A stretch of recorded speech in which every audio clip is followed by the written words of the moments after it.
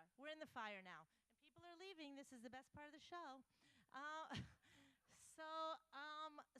so if you're not with somebody, then this is about how you become creative. Because the fire in your relationship is actually the most creative, transformative place that exists in you. And even if you're not loving somebody, if you love yourself, that is the place that your genius comes from. It's actually the alchemy of life is fire, okay? And actually everybody knows that in an ecosystem, fire actually transforms everything, right? So, and there's nothing actually that compares. It's like, really there's nothing that compares to the epic mystery of making love to somebody who loves you. Nothing. So, so we have to learn a few things about how to do that.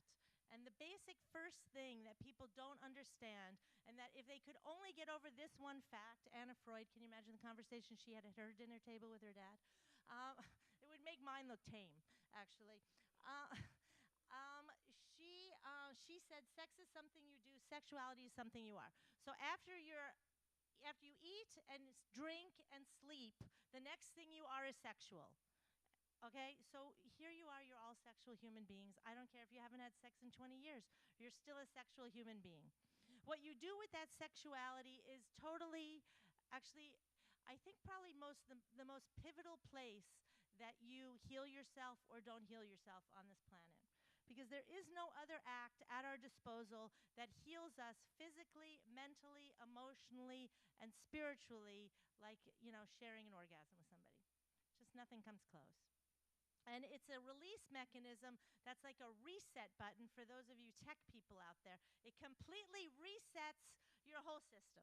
Okay, so if you're sick, and there's hundreds of studies about this, okay, so don't believe me. Just go online, read sexual health, any kind of, WebMD. Every single system in your body is better when you're sexually well. Everything. Your immune system functions, you get less cancer, and I'm not even kidding about that.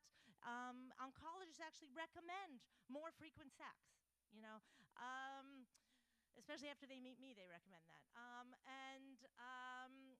You're less anxious, you're less depressed. Actually, ironically, you're less tired. Even if you stay up late to have sex, you're less tired, even though you got less sleep. So I can't tell you how that's the metaphysical gravity, but it completely transforms and heals you. So here's the two big things that happen with people's sex lives, even before that whole fetish thing. Although, I've actually had people say to me, they can't even say the word masturbation aloud in front of their wife. So like, that's hard. That's a really small box. It's a very narrow space to live in. So this is why, so much sexual healing really has to happen within us before you can expect a partnership to actually be able to do that. The reason I can have really great sex is because I am so safe to go wherever that crazy erotic self takes me.